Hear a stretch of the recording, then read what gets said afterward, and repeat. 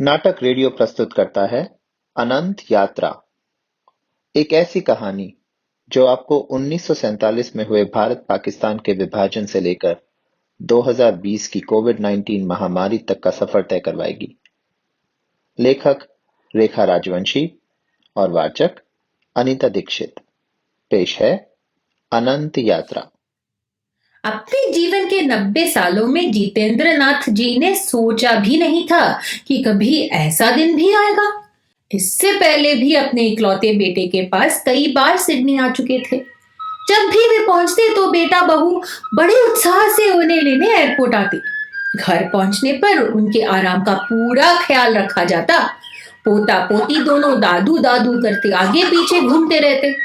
Sydney में बेटे के घर में सारी सुख सुविधाएं थीं। घर में क्लीनर आता, गार्डनर आता, कुक भी आती थी, पर उनकी रोटियां उनकी मॉडर्न बहू ही बनाती थी। 3 महीने में वे बेटे के परिवार के साथ रहने की सारी हसरत पूरी कर लेते थे। बेटा कभी कभी व्हील चेयर में बिठा शॉपिंग मॉल ले जाता, जहां वे अपने पसंद के सब्जी फल खरीद लेते। फिर कॉफी शॉप में बैठ कॉफी और मफिन भी खा लेते। इस तरह से उनका मन भी बहल जाता। कभी पोती जिद करके उन्हें बीच पर आइसक्रीम खिलाने ले जाती, कभी पोता उन्हें ड्राइव पर ले जाता। बहू बेटे उन्हें नई से नई फिल्में दिखा लाते थे। इस बार भी समय बहुत अच्छा बीत रहा था। खाते पीते टीवी देखते हंसी खुशी में वक्त कट रहा था। परंतु अचानक ये क्या हो गया? दुनिया भर को इस कोरोना महामारी ने कैसे घेर लिया, पता ही नहीं चला। पिछले महीने से ये कोरोना वायरस वुहान में फैल चुका था। ऑस्ट्रेलिया में भी चीन से लौटने वाले कुछ लोग इसकी चपेट में आ गए थे। आगे भी वायरस के संक्रमण का डर था। जितेंद्र नाथ जी का वापसी का टिकट 22 फरवरी का बुक था। बेटे बहू ने स्थिति देखते हुए अनुरोध किया, पापा और रुक जाइए, अभी जाना ठीक नहीं रहेगा। पर जितेंद्र नाथ और अधिक रुकना नहीं चाहते थे। उन्होंने वापस जाने का मन बना लिया था। बोले, ज्यादा फिक्र की बात नहीं है, एक दिन में तो दिल्ली पहुंच ही जाऊंगा, फिर वहां सुप्रिया लेने आ ही जाएगी। डॉक्टर बेटी है, मेरा ख्याल भी रख लेगी, तुम लोग चिंता ना करो। जितेंद्र नाथ चीफ इंजीनियर की पोस्ट से रिटायर होकर गाजियाबाद के एक आरामदायक घर में रह रहे थे। 2 बच्चे थे। पत्नी शीला की 7 साल पहले मृत्यु हो गई थी। बेटी डॉक्टर थी जो गाजियाबाद में ही प्रैक्टिस करती थी, वही उनका पूरा ख्याल रखती थी। उनका वश चलता तो बेटे को ऑस्ट्रेलिया कभी ना आने देते, परंतु उसकी उन्नति में वे आड़े नहीं आना चाहते थे। सबको अपने सपने पूरे करने का अधिकार है आखिर। 22 तारीख को सुबह जब बेटा उन्हें एयरपोर्ट छोड़ने आया तो बहुत चिंतित था, पर जितेंद्र नाथ जी बोले, इतनी चिंता मत करो, शाम को पहुंच ही जाऊंगा। एयर इंडिया की सीधी फ्लाइट थी। बिजनेस क्लास में आराम से बैठ गए। जागते सोते जाने कब फ्लाइट समय पर शाम 5 बजे दिल्ली पहुंच गई। व्हील चेयर असिस्टेंट समय पर आ गई, पर जब वे बाहर निकले तो सारा माहौल कुछ अजीब लगा। चारों तरफ अफरा तफरी मची हुई थी। एयरपोर्ट पर बहुत भीड़ थी। इतनी सिक्योरिटी पहले कभी देखी नहीं थी। हर ओर लंबी लाइनें थीं। जब वे इमिग्रेशन के काउंटर पर पहुंचे तो पता लगा कि वे घर नहीं जा सकते। सभी यात्रियों को 14 दिन के सोशल आइसोलेशन में रहना होगा। सोशल आइसोलेशन क्यों? ऑस्ट्रेलिया में तो कोरोना वायरस इतना फैला भी नहीं है। उन्होंने अफसर से तर्क करने की कोशिश की, पर कोई कुछ सुनने को तैयार नहीं था। हार कर बेटे को फोन मिलाया, बेटी से बात की। सबने अपनी जान पहचान के ब्यूरोक्रेट्स और राजनीतिज्ञों से संपर्क करने की कोशिश की, पर कुछ हो नहीं पाया। किसी तरह इतना भर हुआ कि 10 घंटे के इंतजार, टेस्ट और अन्य औपचारिकताओं के बाद सुबह के 3 बजे निर्णय हुआ कि उन्हें एक प्राइवेट स्टार होटल के कमरे में 14 दिन रुकना पड़ेगा। प्राइवेट कार में उन्हें होटल भिजवाया गया। थके हारे जितेंद्र नाथ का भारत आने का सारा उत्साह हवा हो गया। उधर परेशान बेटा बहू बेटी दामाद सब रात भर जागकर उन्हें सांत्वना देते रहे, पापा कुछ हो नहीं पा रहा है, 14 दिन की ही बात है, देखते ही देखते समय निकल जाएगा, हिम्मत रखिए। होटल पहुंचकर थके हैरान जितेंद्र नाथ सो गए।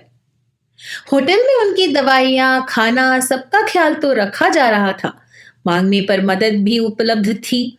सारा परिवार उनसे फोन पर बात करता रहता था। मनोरंजन के लिए टीवी था। भारत भर में लॉकडाउन की खबरें आ रही थीं। लगता था कि विश्व में जैसे उथल पुथल मच गई थी। 3 दिन तक तो जितेंद्र नाथ ने हिम्मत से काम लिया, पर फिर वे टूटने लगे। इतना अकेलापन उन्होंने कई दिन से न देखा था न जिया था। कभी कभी वे ठीक से सो भी न पाते, रात भर करवटें बदलते रहते। वो भीतर ही भीतर मरने लगे। 90 साल की उम्र में यह दिन भी देखना पड़ेगा, सोचा भी नहीं था। 3,500 रोज का ये सुविधापूर्ण कमरा काटने लगा। अतीत की गलियों में भटकने लगे। कभी माँ सामने आ जाती, कभी पिता, कभी दोस्त याद आने लगते, तो कभी अफसरी के वो दिन याद आ जाते जब पूरा पूरा दिन में लोगों से घिरे रहते। कभी गोरी चिट्टी लाल बिंदी लगाए रेशमी साड़ी में सजी पत्नी शीला याद आ जाती, जो उनकी पसंद का पूरा ख्याल रखती। अगले हफ्ते तक वे अतीत में जीने लगे। फोन पर लंबी बात करना उन्हें अच्छा न लगता। कभी कभी वे खुद से ही बातें करने लगते। शीला, जिंदगी भर साथ रहने का वादा किया था ना, मुझे छोड़कर तुम इतना आगे निकल गई। कभी आवाज लगाते, पापा मैं इंजीनियरिंग में सिलेक्ट हो गया। या कभी खुशी से भर जाते और कहते, माँ मैं घर पहुंच रहा हूँ, मेरे पसंद का खाना तैयार रखना। मौसम बदल रहा था, हल्का सा जुकाम हो गया। बैठे बैठे दिमाग में आया और बुदबुदाए, कहीं मुझे कोविड तो नहीं आ गया। बेटी बेटा चिंतित रहते। उन्हें जरा सा भी लगता कि जितेंद्र नाथ ठीक नहीं है तो उन्हें देखने के लिए डॉक्टर को भेजने की रिक्वेस्ट करते। किसी तरह अंततः 14 दिन बीत गए। बेटी का फोन आया, पापा मैं कल सुबह ही पहुंच रही हूं, तैयार रहिएगा। जितेंद्र नाथ खुश हुए। ऐसा तो नहीं था, पर लगा चलो ये 14 दिन तो कट ही गए। एक हेल्पर की मदद से रात को ही सामान पैक करवाया। सुबह से तैयार होकर बैठ गए। बेटी 7 बजे पहुंचने वाली थी, दवाई खानी थी तो हल्का सा ब्रेकफास्ट कमरे में ही खा लिया। इंतजार में कुछ घंटे ऐसे भी बीत गए। वैसे तो कर्फ्यू के चलते किसी को आने जाने की अनुमति नहीं थी, पर बेटी सुप्रिया डॉक्टर थी तो जितेंद्र नाथ की मेडिकल कंडीशन के चलते फ्रंट लाइन वर्कर की तरह उसे ड्राइव करने की अनुमति मिल गई। जितेंद्र नाथ जी इंतजार में बैठे बैठे हलकान होने लगे। कई बार रिसेप्शन को फोन कर लिया, बेटी को फोन करना नहीं चाहते थे, ड्राइव कर रही होगी। 3 घंटे में सुप्रिया का फोन आया, पापा 12 बजे तक निकलने की अनुमति मिली है, तो मैं करीब 2 बजे तक ही पहुंच पाऊंगी। आप चिंता ना करें, प्लीज लंच खा लें। बुझे मन से जितेंद्र नाथ जी टीवी लगाकर लेट गए। आधा दिन तो यही निकल जाएगा, सोचकर परेशान हो गए। बेटे से भी फोन पर बात हो गई। वे समझते थे कि सभी चिंतित थे, पर नियति के आगे क्या किया जा सकता था। टीवी पर देख रहे थे कि दिल्ली में काम करने वाले हजारों मजदूर जल्द से जल्द अपने गांव वापस जाना चाहते थे। महानगरों में अनिश्चितता की स्थिति थी। नौकरी पर जा नहीं सकते थे, खाने पीने की सारी दुकानें बंद थीं। पुलिस बाहर निकलने वालों को रोकने का प्रयास कर रही थी। महामारी के बावजूद भी लोग बाहर निकलने की कोशिश कर रहे थे। कुछ लोग स्थिति की गंभीरता से वाकिफ नहीं थे, कुछ लोग आदतों से मजबूर थे। भारत में वैसे भी बहुत लोग कानून और कर्फ्यू को सीरियसली नहीं लेते। कुछ को नियम तोड़ना अच्छा लगता था या सोचते थे कि वे तो पुलिस की नजर से किसी तरह बच ही जाएंगे। पुलिस भी क्या करती, लातों के भूत बातों से नहीं मानते, तो उन्होंने भी सख्ती दिखानी शुरू की। पुलिस वाले नियम तोड़ने वालों को मुर्गा बना रहे थे, उकड़ू चला रहे थे और कुछ डंडे भी बरसा रहे थे। पर परेशानी थी उन मजदूरों को जो अपने परिवार के पास पहुंच जाना चाहते थे, चाहे कैसे भी, चाहे कितने दिन में। बसें और वाहन चल नहीं रहे थे तो अनेक लोग पैदल ही अपने गांव की ओर चल पड़े। अगर कोरोना से मौत हो भी जाए तो कम से कम वे अपने घर वालों के साथ हो, कोई क्रियाकर्म करने वाला तो हो। पहली बार अपने ही देश में अपने ही लोगों का इतना बड़ा विस्थापन हो रहा था। नन्हे मुन्ने बच्चों को पीठ पर बांधे जाने कितनी महिलाएं और हाथ में गठरी लिए पुरुष घर पहुंचने की साध में दिन रात चलने लगे थे। जितेंद्र नाथ समझ नहीं पा रहे थे कि ये कैसा वक्त आ गया है। उनकी आंखों के सामने भारत और पाकिस्तान के विभाजन का दृश्य घूम गया। जब वे रावलपिंडी में रहते थे और उनके पिता दादा के साथ कपड़े का व्यवसाय चलाते थे। बड़े से घर में जितेंद्र नाथ दादा दादी माँ पिता के साथ रहते थे। बचपन में अब तक कोई परेशानी देखी न थी। हिंदू मुस्लिम सिख सब मिलजुल कर त्योहार मनाते, एक दूसरे के घर जाते। उन दिनों देश में ब्रिटिश राज था, पर स्वतंत्रता के लिए लोग लड़ रहे थे। जगह जगह मोर्चे निकल रहे थे। सब कहते थे अब तो हम स्वतंत्र होकर ही रहेंगे, पर कब और कैसे किसी को पता न था। अनिश्चितता का माहौल था। वो दिन जितेंद्र नाथ कैसे भूल सकते हैं जब वे हमेशा की तरह अपने घर में बेफिक्री की नींद सोए हुए थे कि अचानक सुबह दरवाजे की कुंडी बजने की तेज आवाज ने पूरे परिवार को उठा दिया। जल्दी बाहर निकलो, जो कुछ ले सकते हो बांध लो और जान बचानी है तो अभी का अभी निकल चलो, पड़ोस के हरमोहन सिंह कह रहे थे। इससे पहले कि पिता कुछ समझते दंगाइयों की आवाजें आने लगी। पूरा परिवार जैसे हड़बड़ा गया। 15 मिनट में निकल रहे हैं, साथ चलो तो सुरक्षित रहोगे, कहते हुए हरमोहन सिंह भाग कर अपने घर चले गए। माँ ने जल्दी जल्दी जो हो सकता था बांधा। बचपन का आंगन छूट गया। रजिया और अनवर के साथ खेल खेल पीछे छूट गए। आम और अमरूद के पेड़ वहीं रह गए। जितेंद्र नाथ को अच्छी तरह याद है कि कैसे वे रजिया को आखिरी बार देखना चाहते थे और उसी हसरत में गली में कुछ मिनट के लिए रुक गए थे कि अचानक उनकी बाईं बाह पर किसी ने लाठी से वार कर दिया। वे तड़प के रह गए। इससे पहले कि देख पाते, दर्द महसूस करते, पिता लगभग खींचते हुए वहां से उन्हें भगा ले गए। कंधे पर सामान लादे पूरा परिवार, दादा दादी माँ पिता और जितेंद्र नाथ भारत जाने वाली भीड़ का हिस्सा बन गए।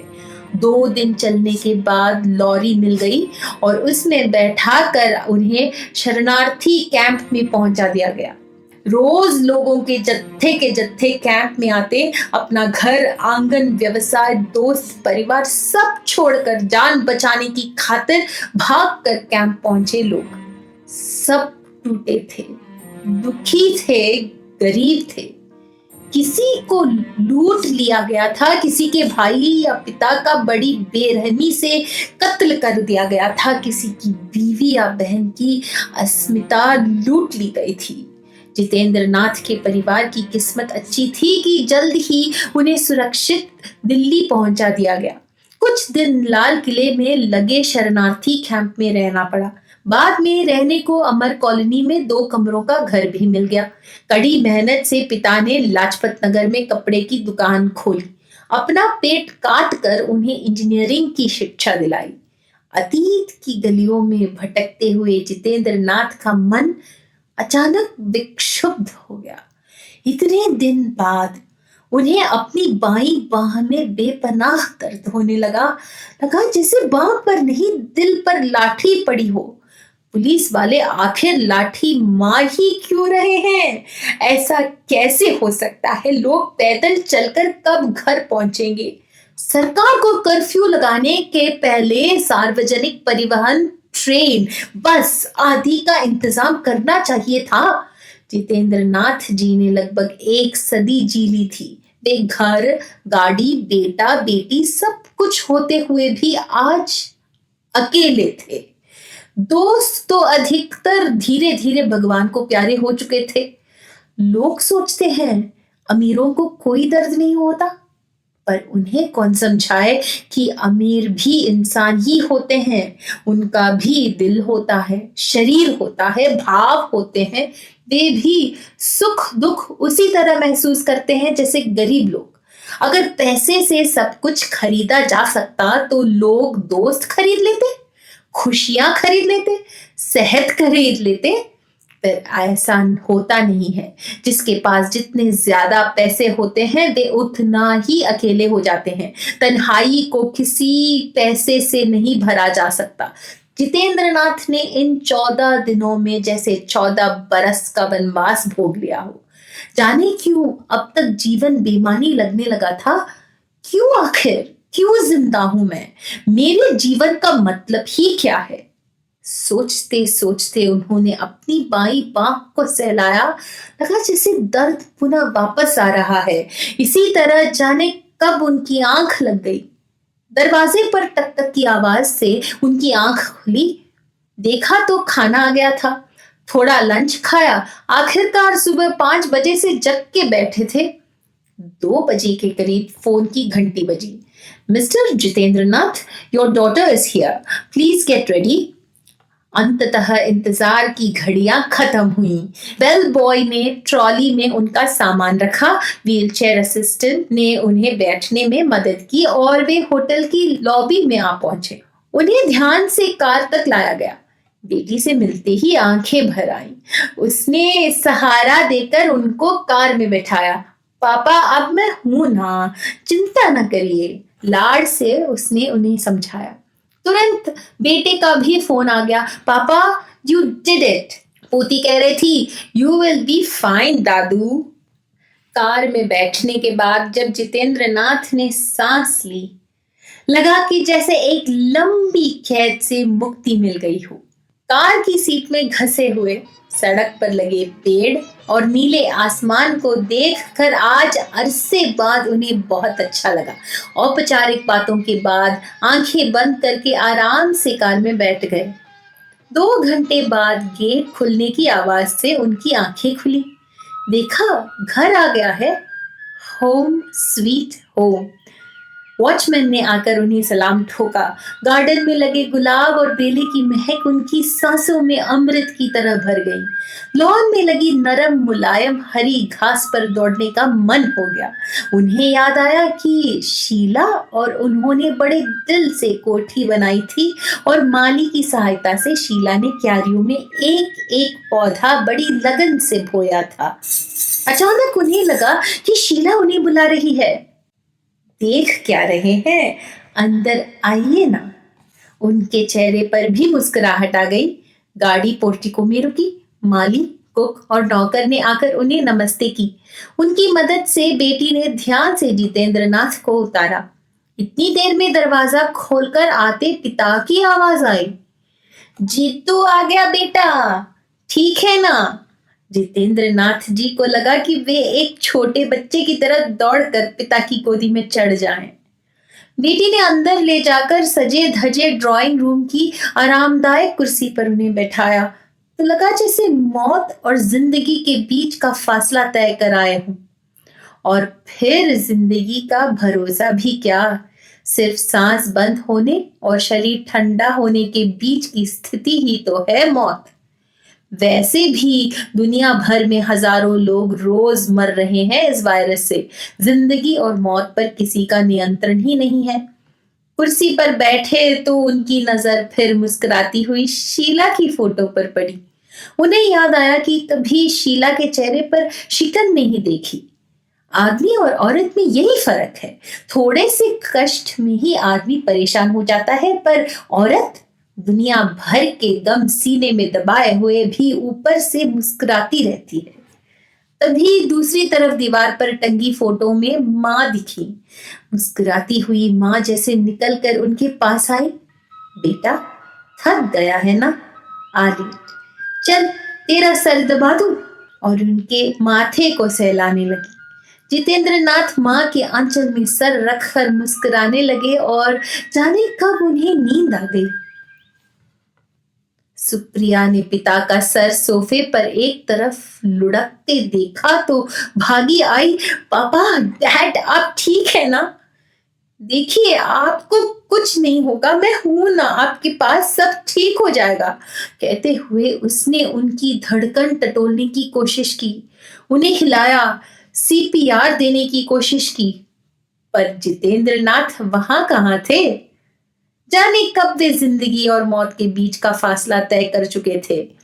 बेले और गुलाब की खुशबुओं में भीगे लॉन में लगी नरम हरी घास पर दौड़ते माँ पिता की उंगली थामे मुस्कुराते हुए, जाने कब वे जिंदगी और शरीर की इस कैद से मुक्त एक अनंत यात्रा पर निकल चुके थे। हाँ, चल के तुझे मैं लेके चलूं एक ऐसे गगन के तले, जहाँ गम भी न हो, आंसू भी न हो, बस प्यार ही प्यार पले। एक ऐसे गगन के तले।